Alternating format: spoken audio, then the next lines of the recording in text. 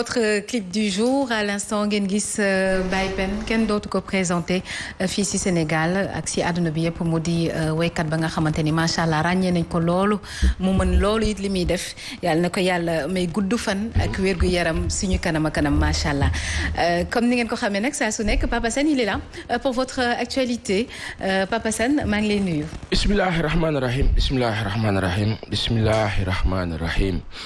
asalaamaaleykum wa rahmatulah taalaa wa barakaatuhu. yaa Seyda. Afa.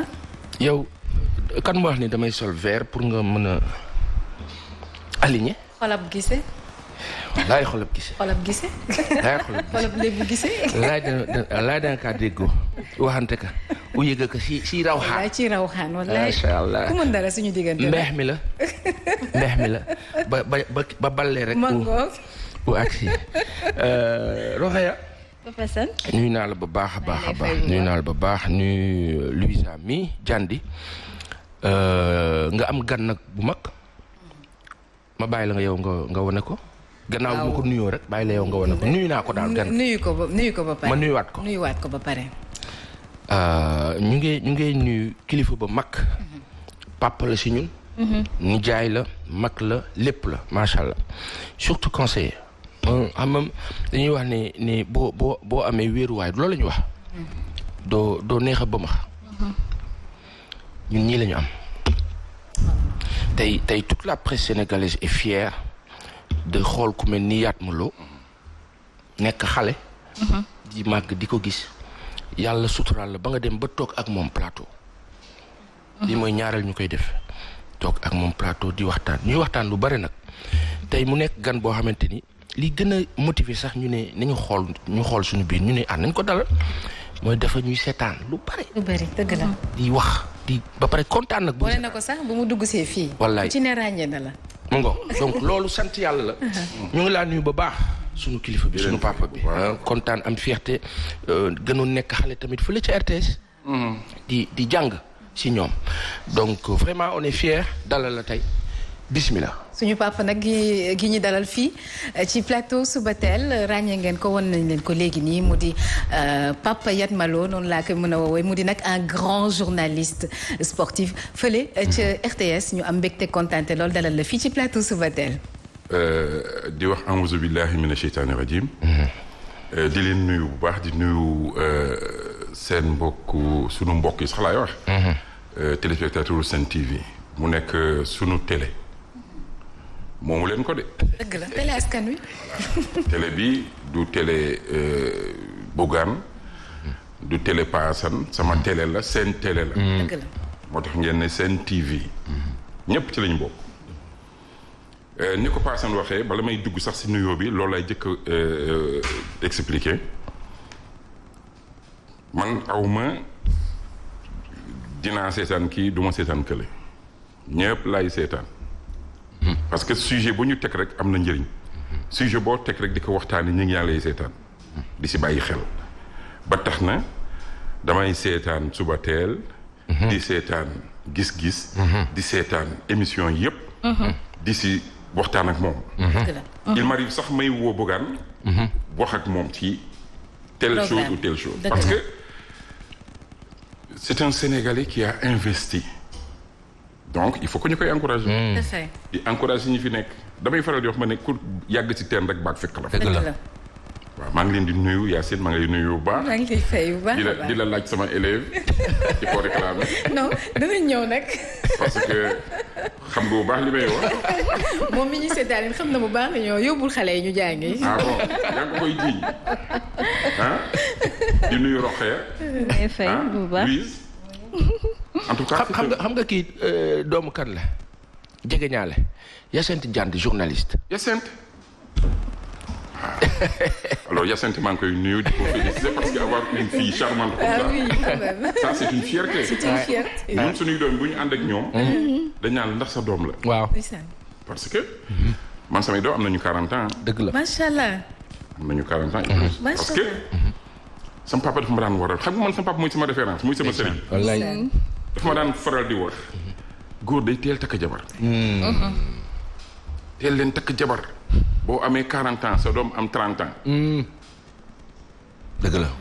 ngeen di ànd man soo ma fekkee ak sama doom Moustapha Mohamed le dernier. ndeysaan da ngay defe ne on est du même âge. daanaka da ngeen maase. voilà parce que l'éducation même de l'individu waxuma sax nit rek de l'homme mais nit jaar na ba si papaam ak yaayam nekk ay xaritam. dëgg la.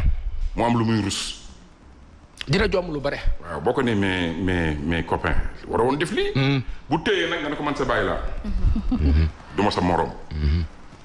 ay comprend. moo tax jërëjëf si invitation c'est un plaisir. et un privilège que d'être invité sur ce plateau. non mais c'est un honneur. jàppal ni fii sa kër la plateau boo bëgg dugg rek bu soobee yàlla. non yéen kay macha allah alhamdulilah ubbil nañ la bunt yi macha allah. donc Papa Sane tey nag ñuy waxtaanee lu am solo. li nga xamante ni ça touche tout le monde te d'ailleurs ñun ci milieu boobu la ñu nekk muy milieu audiovisuel donc la télévision et la société sénégalaise. ba tax na tey nga am fi comme invité Yatma Lo pour ñu gën cee mën a débattre plus amplement. Merci à toi Yacine xam nga boo waxee loolu dafay dem ba ci gis nañu démb Bamba Kassé mu junju wax ne télévision yi nga xamante ni dañuy jàllale saaga défendre leen dina xaw a jafe gis nañu sunu papa bi Pathé Mbodj di un éminent journaliste relativisé mais il faut aussi comprendre que l'info doit être livrée. Maintenant lépp mu ngi nekk ci dans le comment la ñuy livrer info bi lépp fa la nekk mais il faut que info bi génn mais nan lañ koy génnee donc certainement Bamba veut parler dans un sens bu nga xamante ni mën nañu rafetal affaire bi dans un autre sens suñu papa bi Pathé Mbodj xam leen ne aussi il faut que info bi génn foog ñu xam lan la nit bi def absolument mën nga ne diw saaga na sans wax nan la saaga maanaam boo ñëwee jaar saaga bi mooy yow saaga nga mais boo ne diw saaga na dinañ xam ni saaga na dëgg la terewul info bi génn na donc si dégg-dégg bu ñu waxee télévision wax information wax lii génn si dëkk bi wax fi Sénégal toll wax li nga xamante ni moo jëm ci ku mel ni sunu papa bi Moustapha Cissé Lo mu nekk problématique quand même quoi qu'on puisse dire. parce que tey quand même au devant de la scène. exact tout à fait. mënuñu toll si contexte bi ñu ne ñu yéen a ngi toog ci rajo beeg télé bi xam ne lu ngeen di wax je prends l'exemple de ma mère mais day dem ba mel ni yowaan kuruf sama kaw. day lox. xam nga li day wax taxaw ndànk.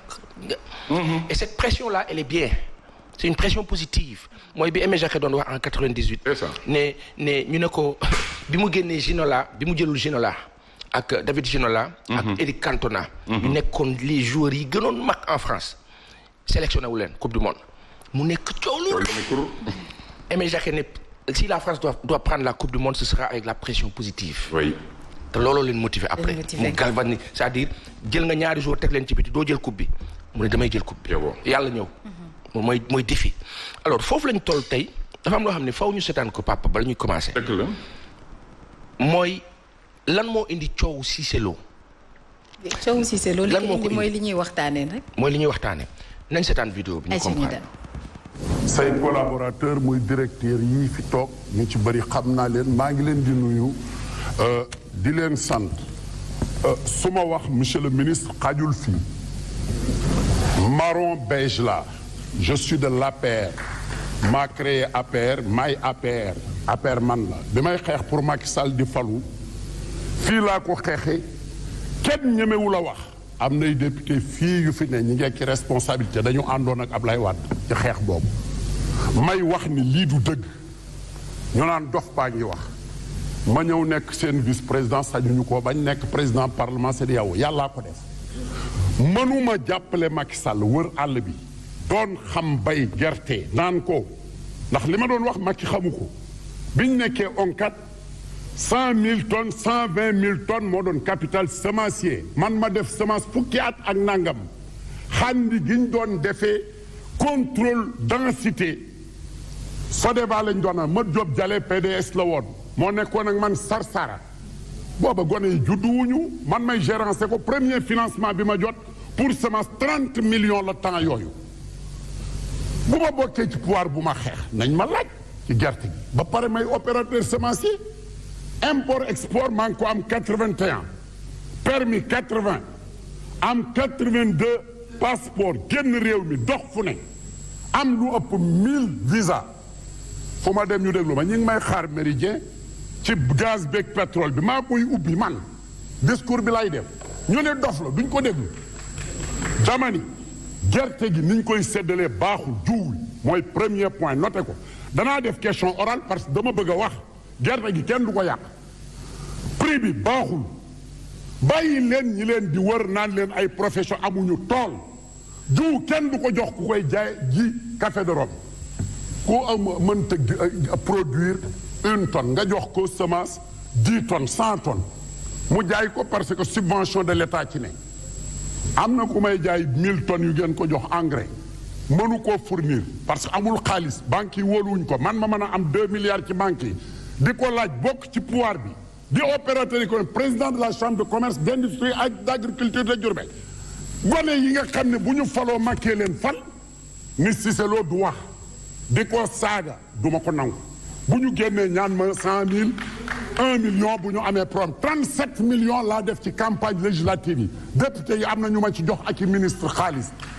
300 millions laa def ci campagne yu Macky Sall nañ ma laaj fu ma ko jëlee danaa nangu Aïdara Sylla yori milliard à côté Jinne maa ko formé c'est un entrepreneur yori milliard man waruma yor ay milliards te jàppale pouvoir bi yor ay kayit comme ñoom jiite ay opérateur ñu fay ma 14 ans kenn mënuma chambre de commerce bu ñu ko renouveler man maay fay fekk fa ne arrêté leen caaxaan yi ñu wax maa fii laay waxee li ma xam bu ma ko waxee àddina tukki barke alquran al karim ay yat ngeen di fab duma ministre yi génnee leen ndax li ma xam naa ko nañ arrêté ku ne ñu jox la cëram man sama wàll duma nangu ku ko taxaar di jëla fab gone yi naan sàngara nekk ci tege ji taxaw café de Rome ak hôtel yi def lu leen neex ñu jox leen ni bon ñu koy jaay ba pare ñu ni ñor na je défie quiconque nañ dem débat li ngeen fi wax ca Abdou Diouf ba léegi ni moo fi ñor mosu fee ñor xam naa àll bi dinaa def tournée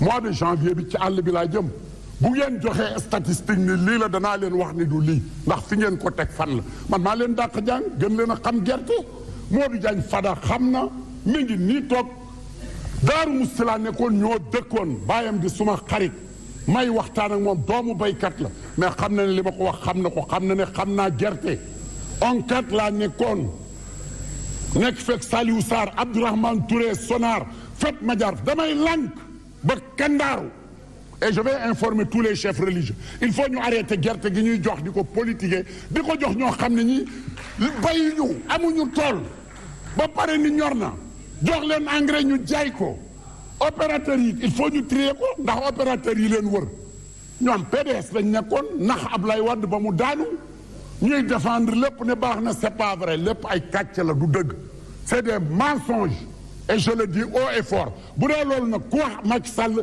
dëgg ñu rey la sànni la nañ ma rey ma baleen xam ne ngor amatul fii bi may xeex ak Doudou Wade sama xarita ba léegi ñu ngi koy de xeex ak PDS li ma Ablaye Wade defal kenn defalu ma ko 20 millions moo ko jëkk-jëkkati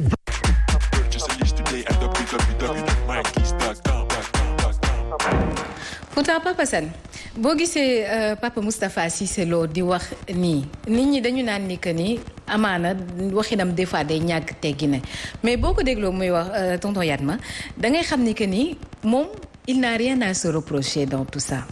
d'accord mi ngi wax ni que ni xam na gerte xam na leneen ak leneen ak ñenn ñi nga xamante ni ñi ngi ci wàllum politique bi te sax naam moo leen jàppale ba ñu avancé même bu frustré it nañ ko nangul nii man day xaw ma kan mais niru na waxkatu dëgg. voilà c'est-à-dire que lii pour genèse la pour permettre nit ñi lan moo indi Cissé Lo di réagir nii. début la woon lan la ñu gis nit boo xamante ni dafa mer et dans le fond li muy wax dëgg la bu diiseeg bu ñagaseeg. mais mbiru semence nañ ko jox ki nga xam ne baykat la ki ko xam te wax na dëgg donc dañuy def 3 points de suspension wax rek ne saaga yi fii la jógee. nii la déparé dafa tàmbali aviser avertir dem ba ne damay jéem a gis président mun ko gis tout ce qu'on c'est-à-dire que def na benn péripétie bi nga xamante ni ku sës la ñuy sentir pour wax ne bu ñu kenn dugal ci waxi saaga yeeg forme beeg naam nag suñu kilifa bii toog. mun nañu junjal defal ñu jàngat ci loolu wante li am solo dëgg mooy que des scandales ñoo nekk au devant et que dëgg bi foofu la war a dem donc tey bu ñu amee Yatma Lo dañ ko naan lii yëpp mu gis moom kilifa la mag la et am na expérience de vie lan la ci am comme xalaat. jërëjëf Pa Assane dès le départ rek damay choqué. bi mu jëkkee jot vidéo bi dama ko supprimer. parce que dama ne man jàngaluñu ma loolu. c'est-à-dire saaga si boppam. moom la nit ñi mënul accepter. même booy wax dëgg. parce que am na benn kilifa diine. murit. boo xam ne benn waay jóge ne fële indi doomam. ñëw ne ko sama doom dafay saaga rek. bëggoon nga ñaanal ko mu bàyyi saaga. xale bu am 9 ans 10 ans. ñëpp toog sëñ mi daal ne wool leen ma benn ndongol daara foofu. taalibe. ñu woo ko mu ñëw xale bi toog mu ne ko saagaal. déglu baax li may wax de. saagaal. xale bi ne nii ne yàgg di xoole. ku nekk mu xool la. sëñ bi ne ko saagaal waay. xale bi jooy. bi mu jooyee ñu insister mu ne man luy saaga. wallaay. man xaw ma saaga. saaga mooy lan. di jooy. sëñ bi daal koy jël taf ko si yaramam. ne ko noppil bul jooy demal. mu daal tourné si paa bi. ki indi woon doom ji. waaw. ne ko yow yaay saaga xale bi dégg ko si yow. dafay. moo tax muy saaga. jëlal sa doom nga yóbbu ñun mënuñu si dara jël. gis nga loolu c'est fondamental. boo nekkee sa biir kër di saaga sa doom di la dégg dañuy saaga. allah kulli yàlla. ça peut justifier cela. loolu yëpp débordement la. débordement gis nga boo nekkee kilifa ba mer frustré am nga ay argument moom ay argument dëgër na de. te koo wax ñun la ñeme na wax li mu xalaat. xam nga ñeme wax li nga xalaat mooy nga gis ni lii dafa bëla ñëpp ne dafa weex. ki yore jaasi ji taxaw ne ku ko fi wax ma rey la bu ne la dafa weex rey ma te yàlla loolu la bëgg. boo bëggee ñu naw la da ngay wax dëgg.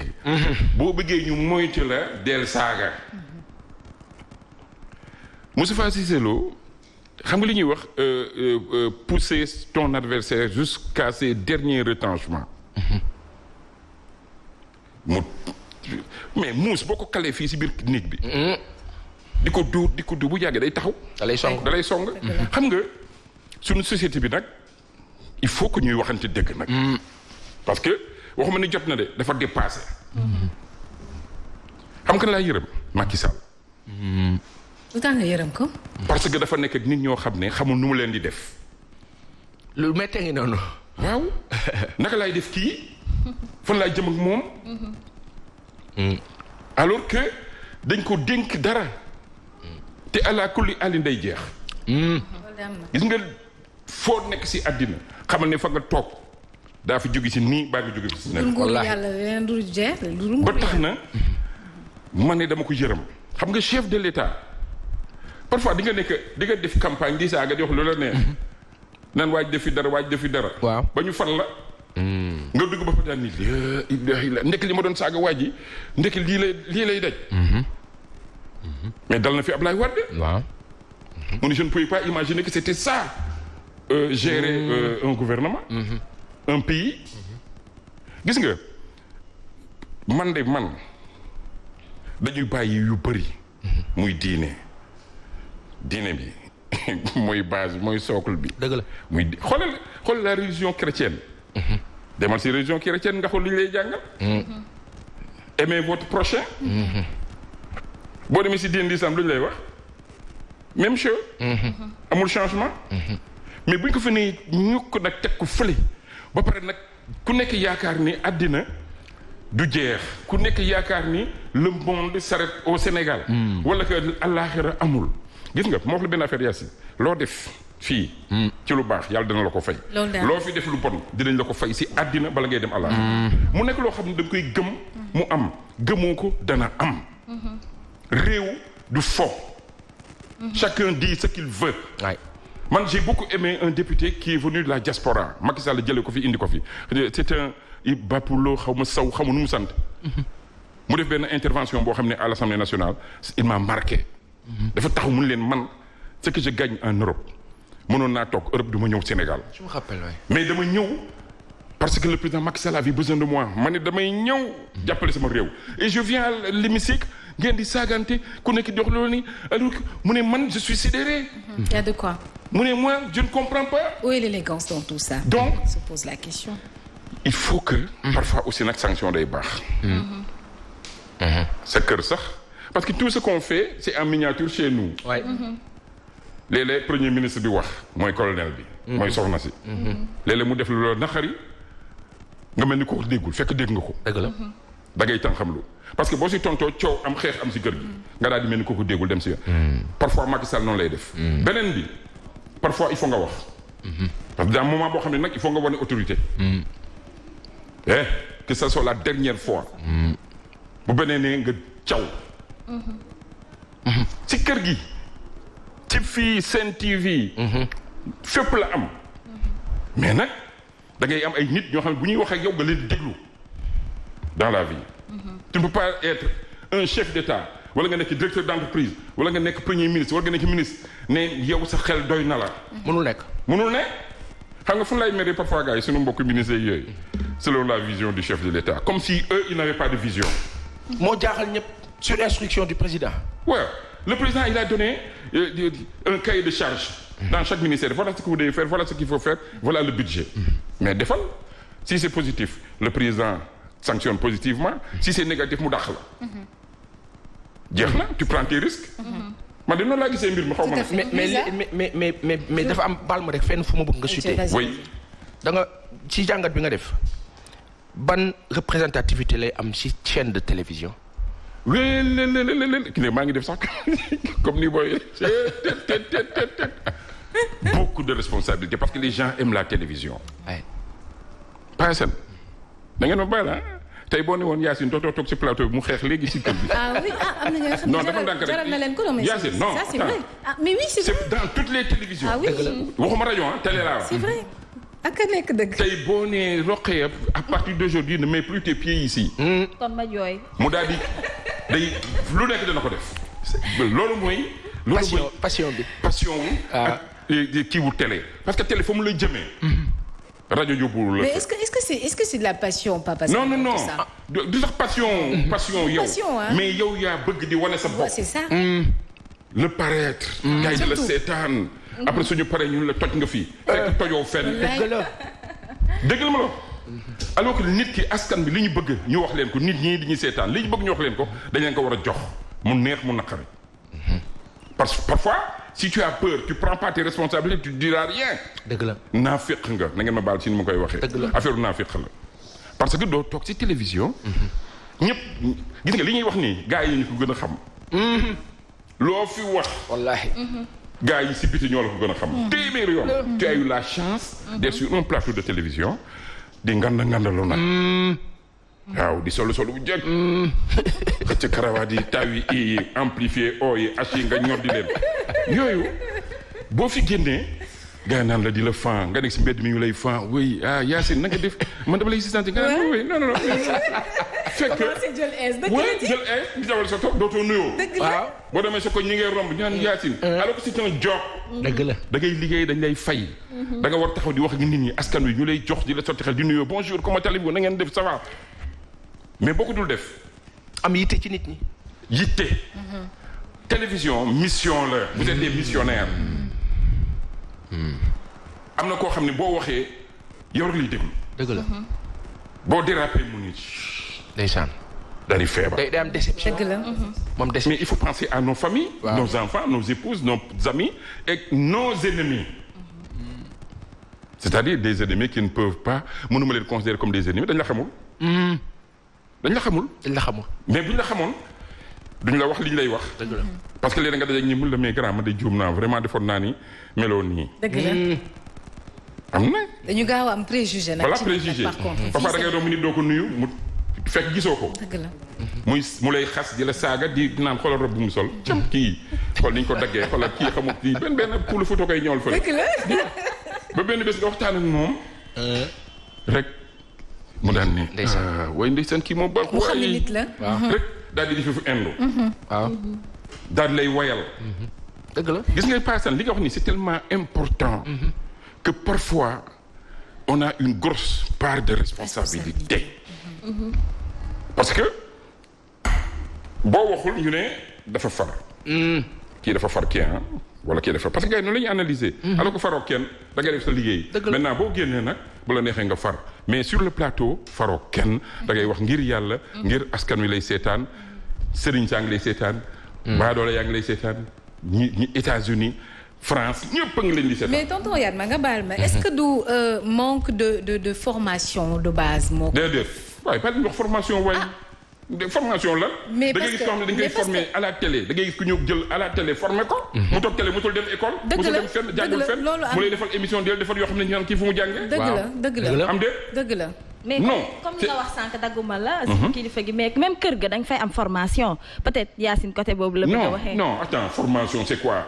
c'est Yacine attention man ma seetaan la man je regarde la télé am na lu may wax pas san damay toog di ko wax boy attention. xale bi elle est intelligente parce que il a fait ça et ça et ça. mais dis-lui de ne pas se prendre pour le messie. dëgg la.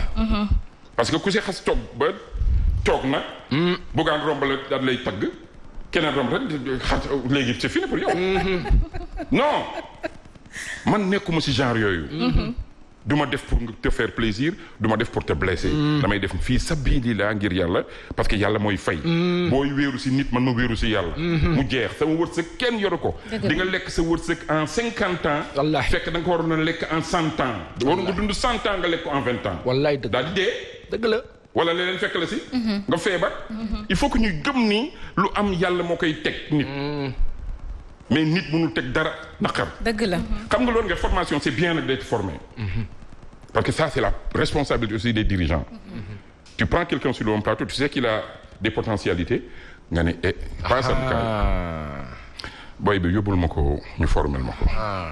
parce que je sais que ku ko formé dina taxaw. dina dem. noonu la. mais bu fekkente ne dañ lay bàyyi rek xam nga li ñuy wax concurrence saine dans une entreprise. da ngeen koy def. waaw. te vous ne le dites pas. performance. waaw. parfois sax nga xaw am ku ñëw benn seytaane jóge fële ne la yaa ko mën a. waaw. loolu moom mënut a ñàkk. pourquoi mu lay nuyu nga koy. kii bu ko faale waa yow. seytaane dugg na. nga commencé yow tamit mu rombal benn bés xaw la filtre nga ne kii ko bi rek xeex ba jolli. wallaay. fekk c'est une concurrence pas saine du tout. alors que war nga mën ne Rokhaya wala Asma. su ma yëgee plateau tu verras que du ma sa moro. mun la damay bàyyi ba dellu si waat. comme ça. quelque chose de sain. kooku nag kër gi moo si am bénéfice. moi j'aime bien regarder les gens quand il y a un débat quand il y a des trucs damay def nii rek. il m'arrive ma jël sama smartphone daal koy filmer. daal koy def référence teg ko. te xam nga li gën a bon si àddina nga gis loolu naqari wala gis lu bon te waxoo ko. te waxuloo ko. boo dee daaka la yow. boo dee yàlla dina la kaay. mais tonton Yatma lan la ñu mën a def fi mu nekk nii ba genre situation yooyu noonu ñun nga xamante ne ñoo nekk ci télé yi te di débutant nag parce que dañuy jàng ba tey xamaguñu dara. nan la ñu war a mën a def ba remédier ci loolu. non dégg ndigal dégg wax rek c'est tout se soumettre boo nekkul taalibe. di jàng doo nekk sëriñ. dëgg la. gis nga kii paasan day wax fii di ma jo defal woy ay kii yooyu. mais paasan dama ko faama. parce que li may wax ak li ñuy échange nii dama koy déglu. léeg-léeg ma ne ko mais paasan lii loo si xalaat mu ne ma man di lii laa si doon xalaat.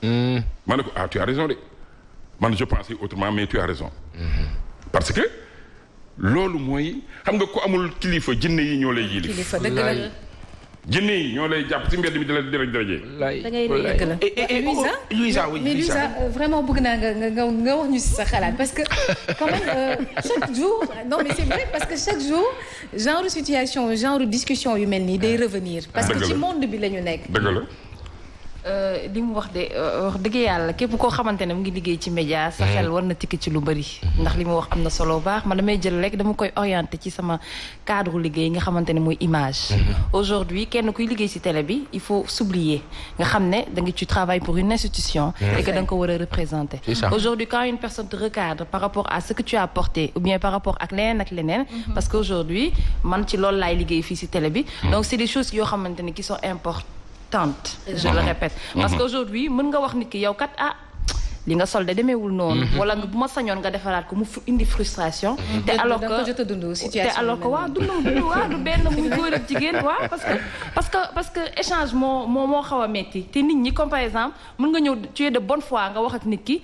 mais comme li ngay wax rek caricaturé na la wala am na jugement ci yow boo ñëwee rek day nekk sur la défensive te loolu lu mat a bàyyi la média dafa sensible comme ni ko tonton Yaat ma waxee rôle dañuy mission la ñuy dox ku ci nekk sa mission da nga war a xam ne am na ñu lay seetaan te lépp li may def nii esthétique ñoo xam ne jàng nañ ko def nañ ci 20 ans d'expérience ak plus de je ne sais pas mais dañuy ñëw dinañ la woo dinañ la conseiller te loolu yëpp bu suufeewul ànd ak humilité xam ne tamit comme tant que yaa ngi fi toog tous les jours da ngay jàng loolu boo ko dul doxalee nga dund ko nekkin ko boole ko ci sa nekkin loolu day am dina la indil ay gàllankoor yu bëri ma dellu si image dafa am solo image nag booy wax image waxin bi si la bokk corin bi si la bokk leneen ak leneen si la bokk ay xale dañuy seetaan leneen ak leneen dañuy seetaan aujourd'hui télé dafa war a am code éthique ak ni muy doxalee donc ki nga xamante ne moo la fi teg am na loo xamante ne bëggul peut-être muy feeñ ci télé wala nga di ko solee wala nga di même émission bi ngay def sax muy du benn émission yi du benn am na yoo xamante ne émission divertissement am na yoo xamante ne journal la institution la dafa am ay charte yoo xamante ne nit ñi dañ ko war a respecter bu nekk ak ni mu war a tëddee donc du coup baax na nit ñi delloo si seen xel baax ñi nga xamante ne tamit ñoo nekk ñun aussi on a la chance d'être parachuté wala mérité fi nga xamante ne moom la ñu kii formation am na solo mais y a des gens qui se sont formés sur le tas te tey ji bu ñu waxee nga jàpp ne jaar nañu ci école de formation wala ni te alors que c'est parce que bëgg na ni te nangu nañ it ñu diriger leen donc loolu am na solo mais l'exemple de li Yacine di wax nii l'exemple de Patrick Poivre d'Arvor de TF1 oui par exemple c'est pas un journaliste oui c'est un excellent présentateur qui a vécu qui a eu de l'expertise via une expérience assez longue dans un cercle formé avec un ensemble donc tey éditorialistes yi gën a mag ci àdduna bi ñu ci bëri c'est soit des professeurs d'université. Oui, dañuy jàngale. Ils ont d'autres métiers. C'est ça. Mais am la passion de l'écriture, la passion de donner leur avis. mën a bokk ak nit ñi et loolu jox leen benn talent ak prédisposition boo xamante ni moom loolu daf dañ ko war di bàyyi xel ci médias yi. mais dafa am par exemple dans les médias en parlant de formation nii mais bu njëkk nos rédactions là te loolu presse bi dañ ko xaw a sàggane. suñu rédaction yi RTS ak feneen mais dafay am bibliothèque. oui. am dictionnaire. oui. maanaam da ngay ñëw mel ni ku ñuy recycler waat. oui. da ngay jàngaat c'est-à-dire que rédaction bi am na parce que culture générale. oui. au-delà de l'instruction dafa bokk ci éducation. C'est important. donc tey su ma jàkkaarloo ku mel ni Yatma Lo dinaa ko ne nan la gisee par exemple loolu laaj la bu ma lay laaj situation bi télé toll ci Sénégal télé mu ngi commencé en 72 moo jumul. waaw Sénégal. waaw ñu ngi ci 2020 Jeux olympiques de Munich yi ba ñuy démarrer. 2000 ñu ngi ci 2020 72 2020. oui. bu ma waxee 72 bu ma fàttali. ça fait 38 ans. 38 ans. mine de rien. wala 40. oui oui 72 47 oui, ans. 28 ans plus oui c'est 48 ans. waaw 48 ans donc tey bu ñu xoolee fi ñu toll ñu fàttali ko nekk 72 73 l'une des premières émissions c'était Télévariété.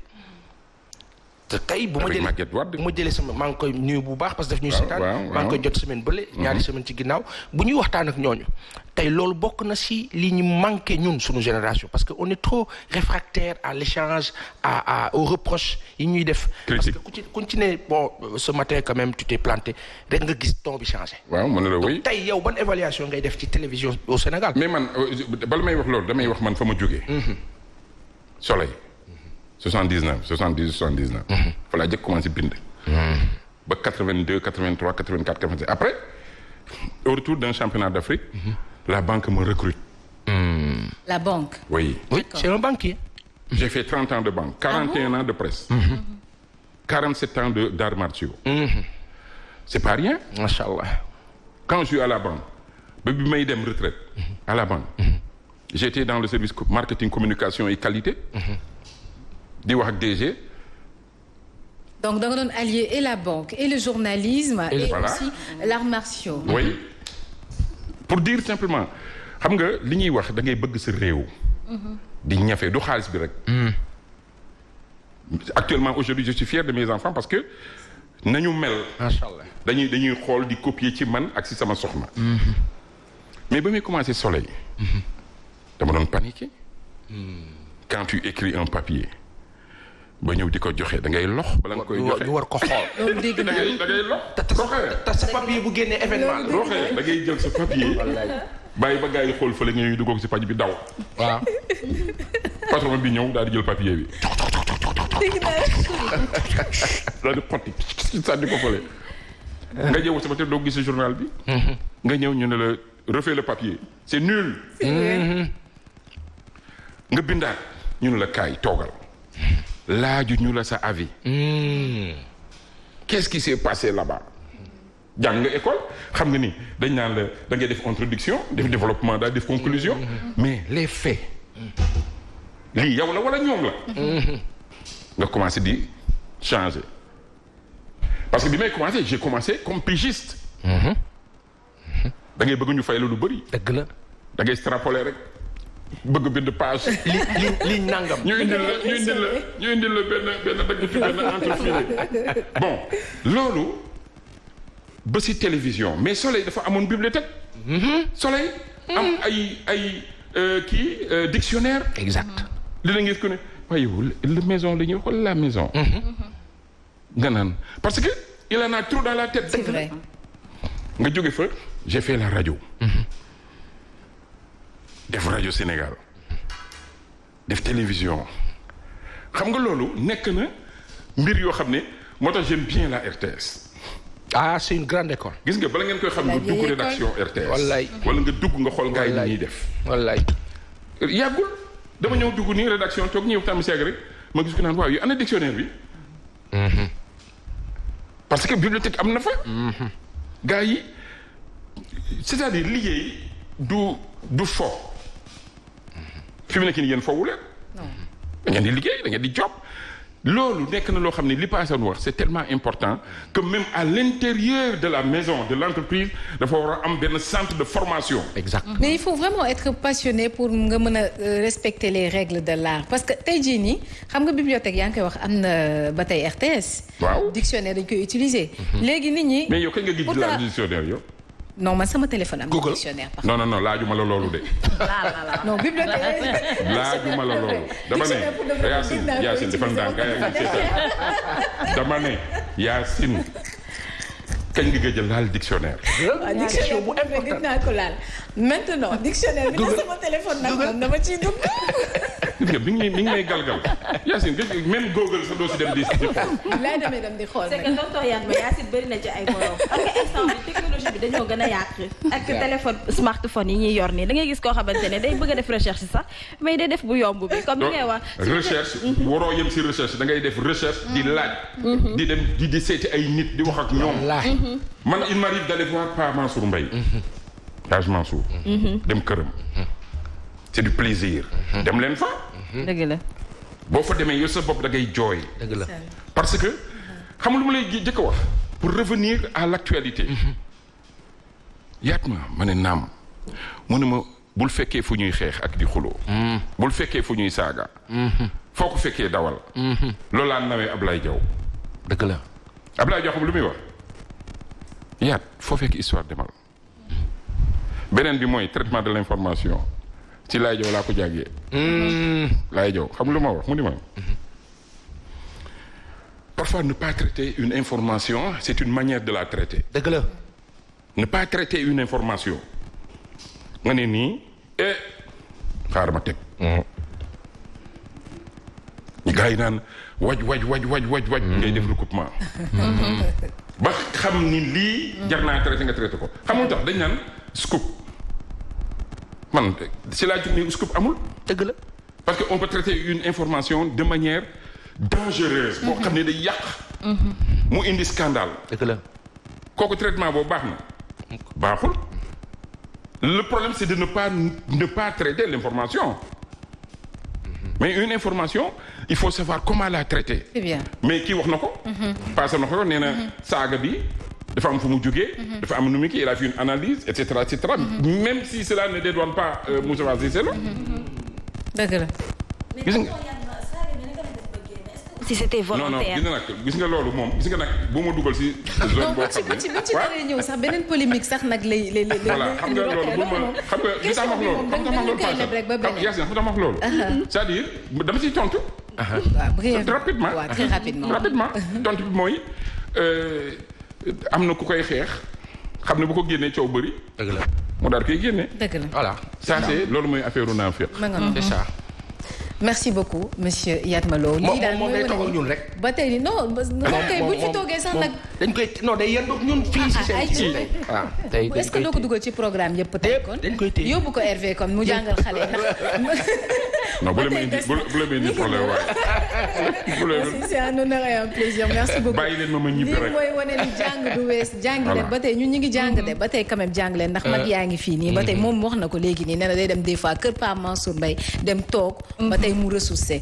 donc loo leen mën a def leen ay recherche culture générale dafa baax ndax looloo lay tax tey jii nii foo mënti dem ci àdduna doo sonn de ma nga noonu monsieur Yatma Lo tonton ñu ngi lay ziar. alors benn bu ndaw rek laay wax. xam nga sur les plateaux parfois on a tendance à dire tonton papa. waaw dañ koy bañ ci jargon journaliste. c'est vrai.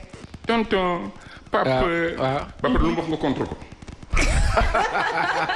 non signe de kii la dafa ndànk rek non xam nga man par exemple boo ma nee sensei. ça passe. sensei. waaw c'est vrai. wala nga ne ma Yatma direct. man la Yacine mais bu ñu génn si boo mënee Yatma ma xeex ak yow. waaw. c'est ça. waaw ci jargon bi oui. affaire bon évidemment. la susceptibilité des gens aussi. peut entraîner des choses nga dama Yatma ma ne ko mais xale bi moo réew. waaw. naan ma Yatma. waaw mi ngi noonu nag si voilà non mais justement yéen da ngeen di gérer loo xam ne. mën nga ko wax nit ki. boo leen génnee nga ne ko wala bala muy yéeg nga ne ko sa tour laay jaar direct. d'accord. mais. bu soobee yàlla comme que Papa Sane moo ubbi grand beeg papa dama ko doon topp rek. non ñun dañ ko tàmm.